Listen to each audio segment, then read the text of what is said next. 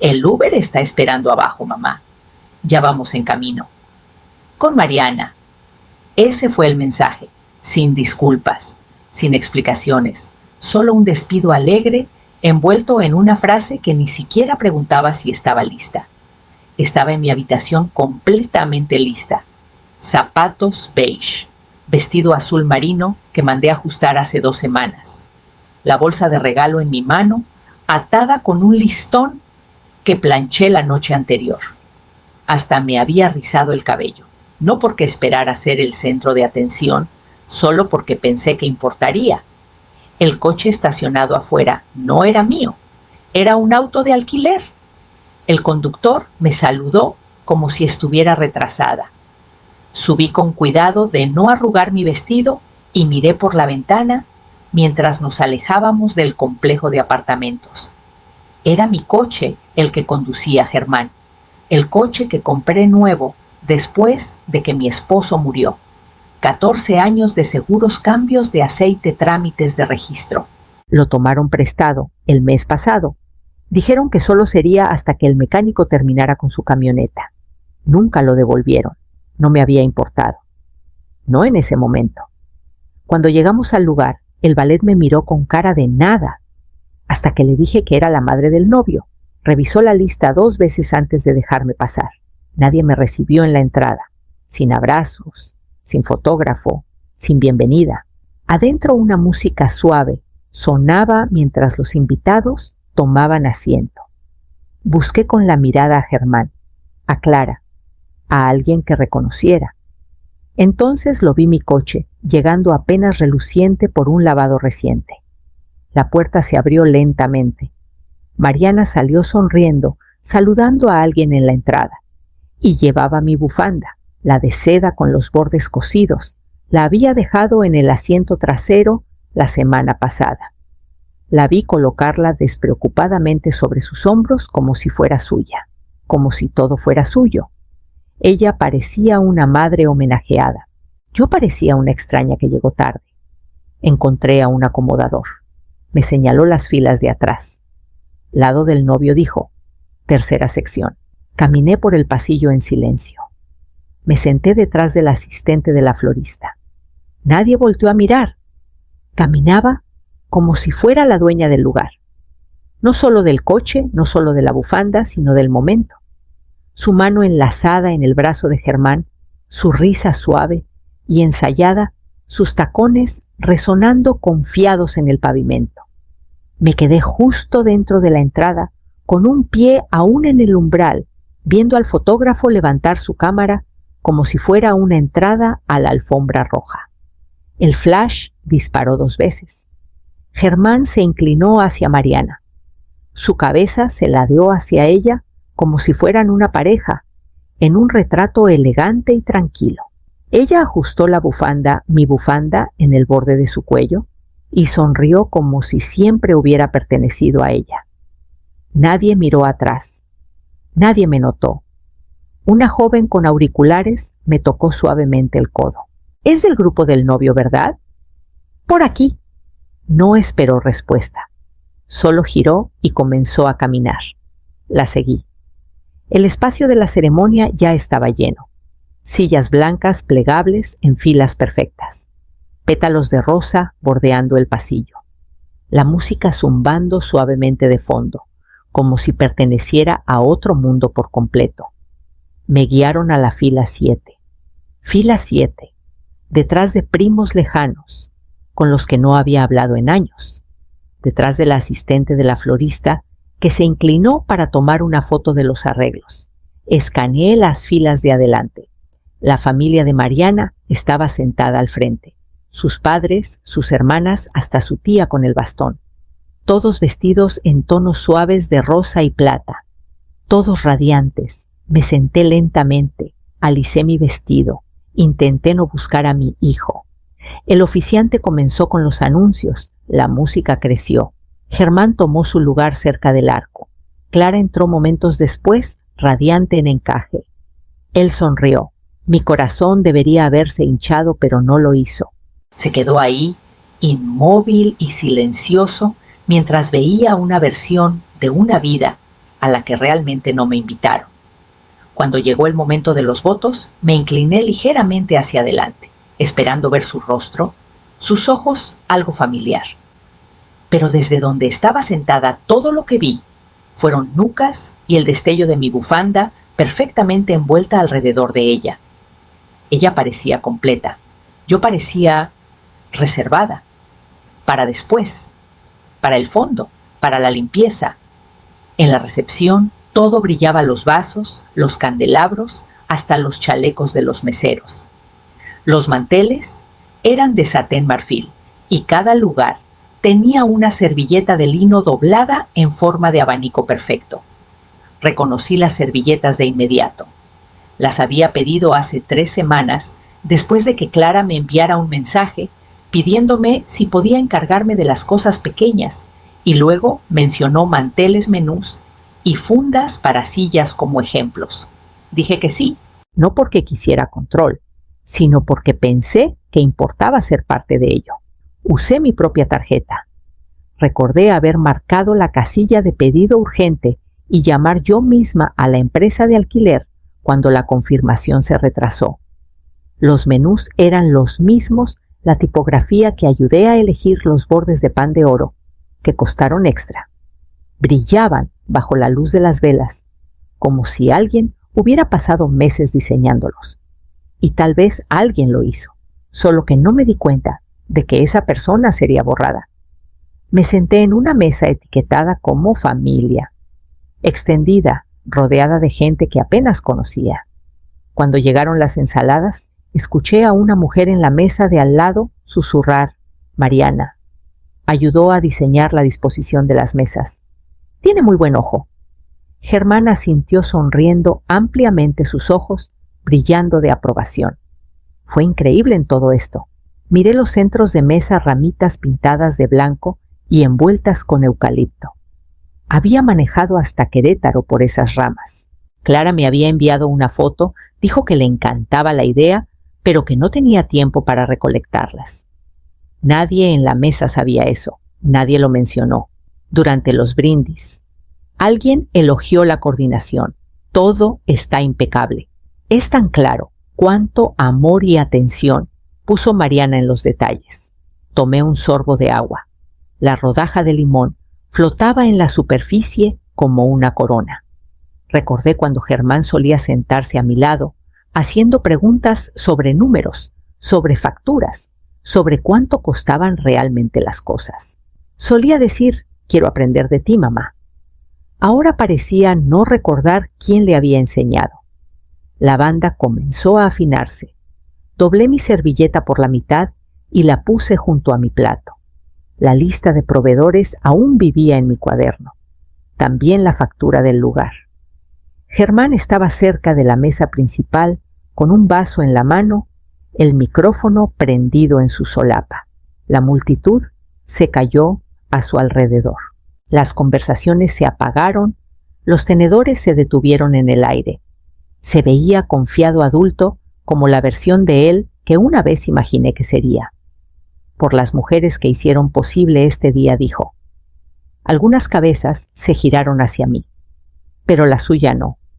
Se volvió primero hacia Clara, brillando a la luz de las velas, luego hacia Mariana, sentada junto a ella con una postura perfecta y un vaso lleno. A mi esposa y a su maravillosa madre, que nos apoyó en cada paso. Aplausos, risas suaves, el tintineo de las copas. Sostuve mi vino por el tallo con cuidado de no temblar. No bebí, no me moví. Solo lo miré esperando cualquier cosa. Una mirada, una pausa, incluso un tibio y, por supuesto, mi madre. Pero no había nada. Ni un destello de reconocimiento, ni un atisbo de culpa. No es que me olvidara, es que eligió no verme. La sala se desdibujó un poco, pero no lloré. Tragué el momento como había aprendido a tragar tantos otros, con gracia y silencio. Alguien se inclinó para susurrarle algo a Mariana, quien sonrió y tocó sus perlas. Germán también sonrió. El micrófono pasó al padre de Clara, luego a una de sus hermanas. Dejé de escuchar. Cada palabra se sentía como un relleno, como una capa de aislamiento. para cubrir lo que acababa de quedar claro. No era parte de la historia que estaban contando, no en la planeación, no en la celebración y definitivamente no en los agradecimientos. Retiraron los platos de ensalada. Comenzó una canción lenta. La gente se levantó a bailar. Me quedé sentada viendo las luces jugar en el suelo. Mi teléfono vibró en mi bolso solo una vez. Un recordatorio que puse para mí misma. Confirmar pago final.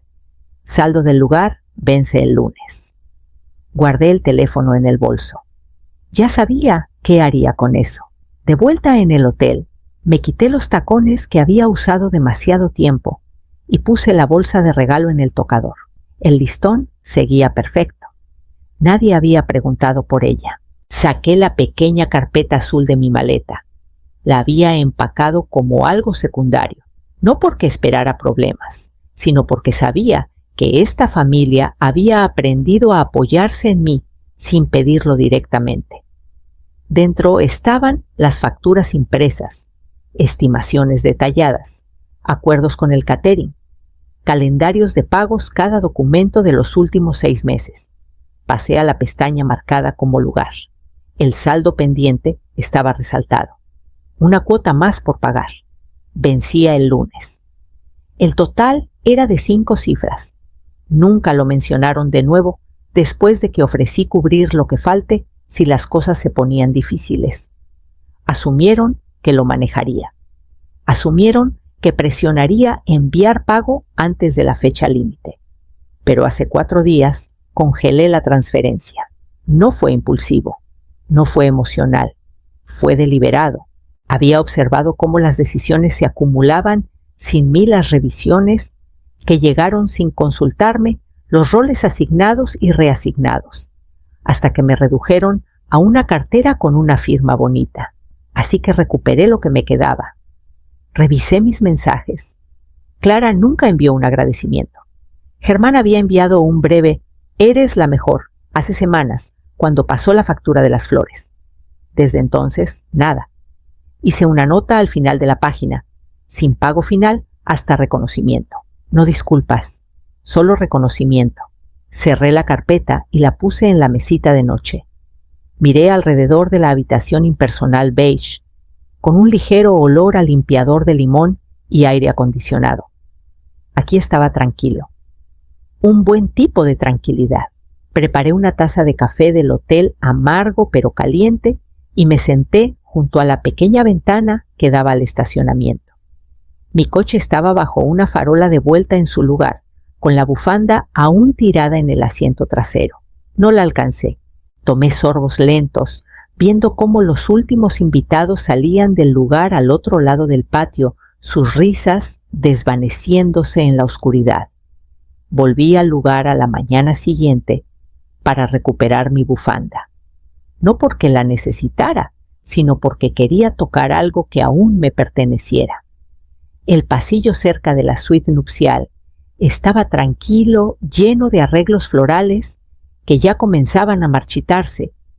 Seguí el sonido de voces bajas, pero sin cuidado, hasta que me detuve justo detrás de una partición decorativa, del tipo que se supone debe ocultar a los meseros, no a las madres que escuchan a escondidas. Te dije que estaría demasiado avergonzada para hacer una escena a Río Clara. Su voz era ligera, divertida. Está acostumbrada a ser la segunda opción, respondió Mariana sin dudar. Luego la voz de Germán, firme, despectiva. Debería estar contenta de estar aquí. Ni siquiera alzó la voz. El silencio después de sus palabras fue peor que cualquier cosa que dijeron.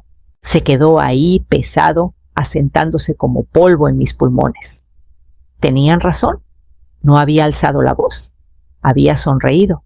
Había aplaudido. Había tenido conversaciones corteses con parientes lejanos y proveedores. Había bebido champán y me había quedado callada. Pensé que mostraba moderación, madurez, amor, pero para ellos significaba debilidad. Me alejé antes de que me vieran bajando silenciosamente por las escaleras traseras y saliendo al sol. Mi coche ya estaba estacionado cerca de la salida. Subí y cerré la puerta. Luego levanté la mano, no con enojo, no con tristeza, sino para desbloquear mi teléfono. Abrí el contacto del gerente del lugar, el señor Torres. Había hablado con él varias veces en los últimos meses. Conocía mi nombre. Sabía quién había estado pagando las facturas. La llamada conectó. Señora Salazar saludó. «¿Todo bien?», sí, dije con calma. «Solo llamo para confirmar que no seguiremos con el pago final.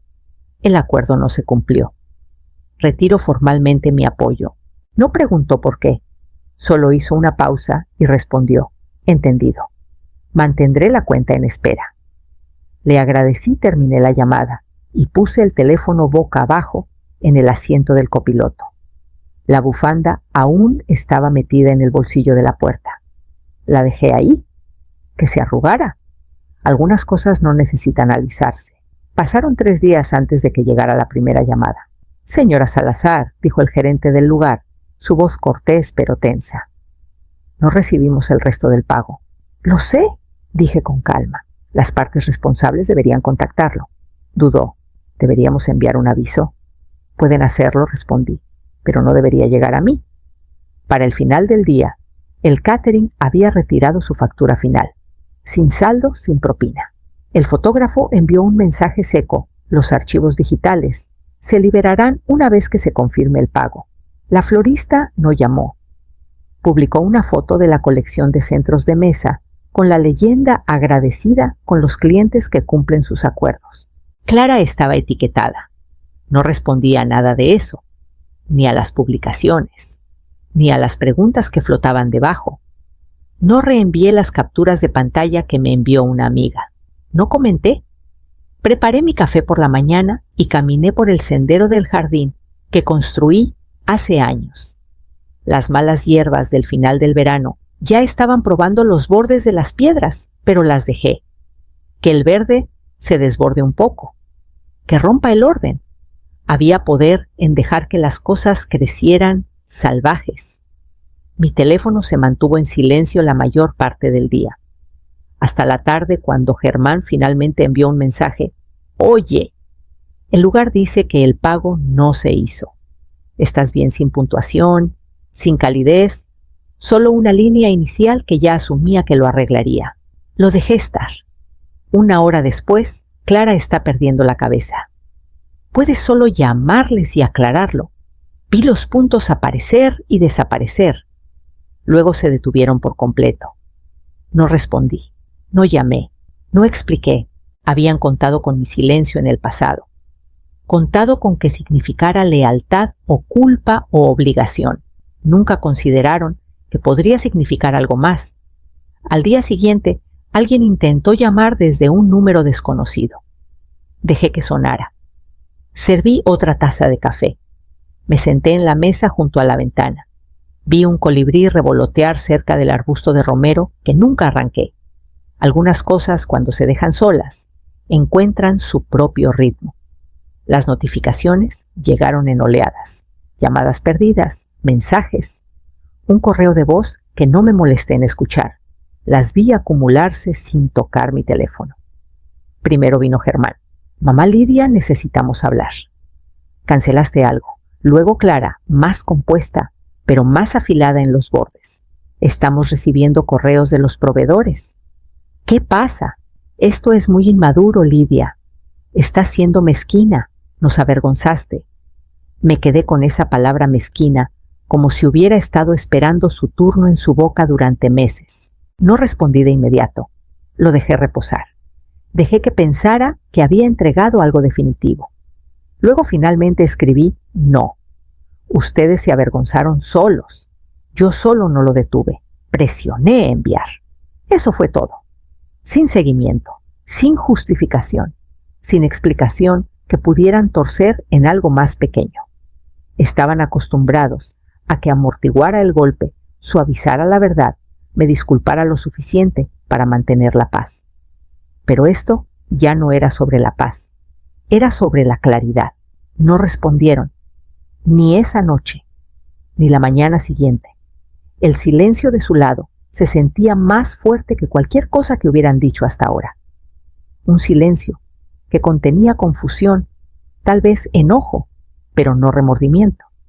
Ni una vez preguntó Germán por qué congelé el pago. Ni una vez preguntó Clara qué habían hecho para perder mi apoyo. Querían que el problema se solucionara, no que se entendiera. Dejé mi teléfono en la cocina y salí a caminar por el vecindario. El aire olía como si alguien hubiera estado regando plantas de tomate fuerte y terroso.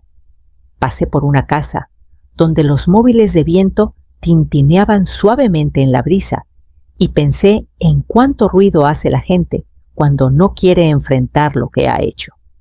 Cuando regresé, había un mensaje más. De Germán. No entiendo por qué harías esto ahora.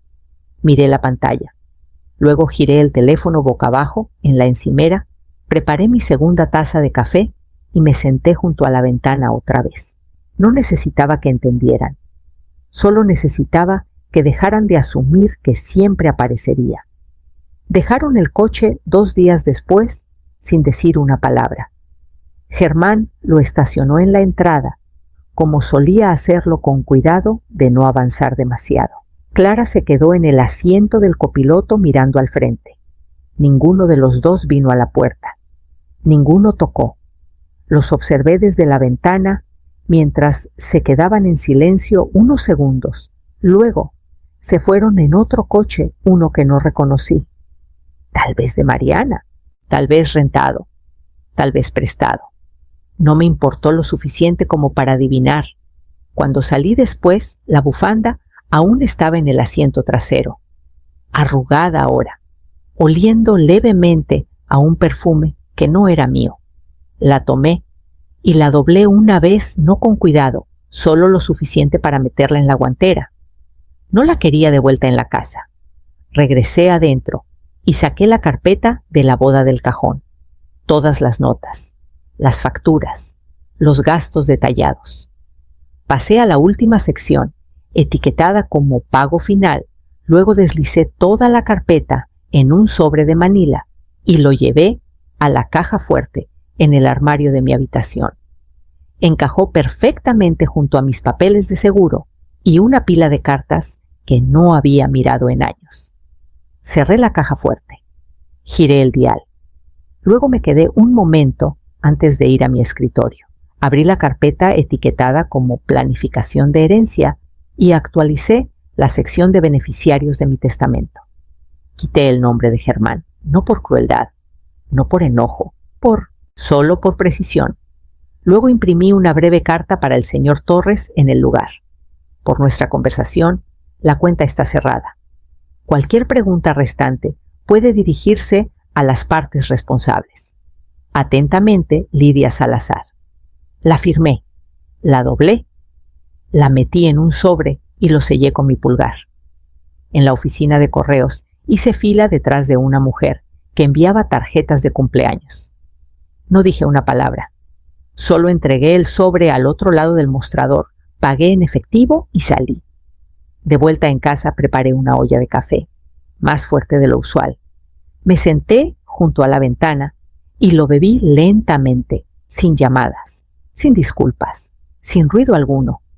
Solo el suave sonido de la llave girando mientras cerraba la puerta principal. Las fotos salieron una semana después. No las vi directamente. Alguien me reenvió el enlace pensando que me lo había perdido. El álbum estaba lleno de luces cálidas y alegría editada. Germán y Clara, bajo luces de hadas. Mariana, ajustando el velo de Clara. Fotos grupales con vestidos rosa y trajes azul marino, copas de champán en alto. No estaba en ninguna, ni siquiera en el fondo. Desplacé lentamente, luego cerré el navegador. Me quedé sentada un momento. Luego abrí mi cajón y saqué lo último que guardé de ese día, una pequeña tarjeta de agradecimiento que Clara repartió a los proveedores al final de la noche. Decía: estamos muy agradecidos con las personas que hicieron nuestra boda inolvidable. Un agradecimiento especial a Mariana, quien lo unió todo. No había mención de mí, ni una nota escrita a mano. Ni siquiera mi nombre impreso en la esquina. No era la madre del novio, no en su historia, así que dejé de fingir que tenía un papel. Ese fin de semana me compré una nueva silla para la esquina de la sala, una con respaldo profundo y suficiente espacio para meter los pies. Pedí un cuaderno con páginas gruesas, sin líneas. Reservé un tren a Guanajuato para el martes siguiente, sin motivo, sin agenda, solo tiempo fuera. No se lo dije a nadie, sin itinerario, sin anuncio, empaqué ligero. Mientras esperaba que mi café se preparara esa mañana, me senté en la mesa y abrí el nuevo cuaderno. No escribí una carta, no comencé una lista, solo escribí una oración en la parte superior de la primera página. Este coche, esta casa, esta paz, ya no están disponibles para quienes confunden mi amor con acceso. Luego cerré el libro, lo metí en mi bolso y doblé mi bufanda, no la vieja, una nueva que compré sin recuerdos adheridos. Antes de irme, apagué la luz del porche, revisé la cerradura y guardé las llaves en un cajón donde no pudieran encontrarme de nuevo. Esa noche, por primera vez en mucho tiempo, dormí sin soñar.